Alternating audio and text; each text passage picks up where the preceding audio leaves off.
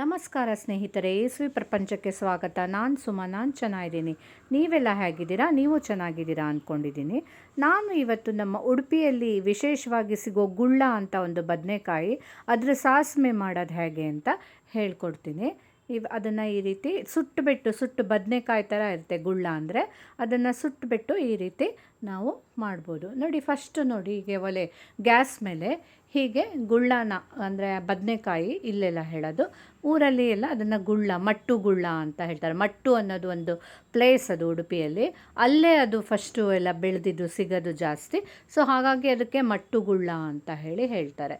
ಈ ರೀತಿ ಸುಡಬೇಕು. ಸುಟ್ಟಾದ್ಮೇಲೆ ನೋಡಿ, ಈ ರೀತಿ ಈಸಿಯಾಗಿ ಅದರ ಸಿಪ್ಪೆ ತೆಕ್ಕೊಳ್ಳಿಕ್ಕೆ ಬರುತ್ತೆ.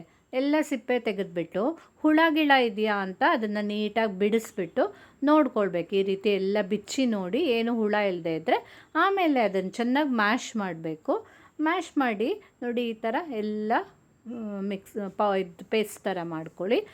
ಮಾಡ್ಕೊಂಡಾದಮೇಲೆ ನಾವೀಗ ಸಾಸಿವೆಗಾದರೆ ಅದಕ್ಕೆ ನೋಡಿ, ಕಾಯಿ ಸಾಸಿವೆನ ರುಬ್ಕೊಳ್ಬೇಕು. ಕಾಯಿ ಸಾಸಿವೆ ಹಾಗೆ ಒಂದೆರಡು ಹಸಿಮೆಣಸನ್ನು ರುಬ್ಬಿ ಅದಕ್ಕೆ ಮಿಕ್ಸ್ ಮಾಡ್ಕೊಳ್ಳೋದು. ಈ ರೀತಿ ಮಿಕ್ಸಿಲಿ ತೊಗೊಂಡು ಮಿಕ್ಸ್ ಮಾಡಿ ಚೆನ್ನಾಗಿ ನೈಸ್ ಪೇಸ್ಟ್ ಮಾಡಿ ಅದನ್ನು ರುಬ್ಕೊಂಡು ಹೀಗೆ ಎಲ್ಲ ಬೆರೆಸ್ಕೊಳ್ಬೇಕು ಅದನ್ನು ನಮ್ಮ ಗುಡ್ಲದ ಪೇಸ್ಟ್ಗೆ. ಆಮೇಲೆ ಅದನ್ನೆಲ್ಲ ಈ ಥರ ಕಲಿಸ್ಬೇಕು.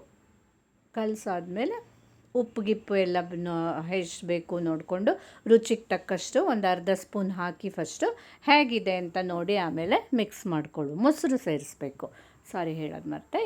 ಇದರಲ್ಲಿ ನಾವು ಹುಳಿ ಏನೂ ಹಾಕಿರೋದಿಲ್ವಲ್ಲ, ಹಾಗಾಗಿ ಅದಕ್ಕೊಂಚೂರು ಮೊಸರನ್ನು ಸೇರಿಸ್ಕೊಳ್ಬೇಕು.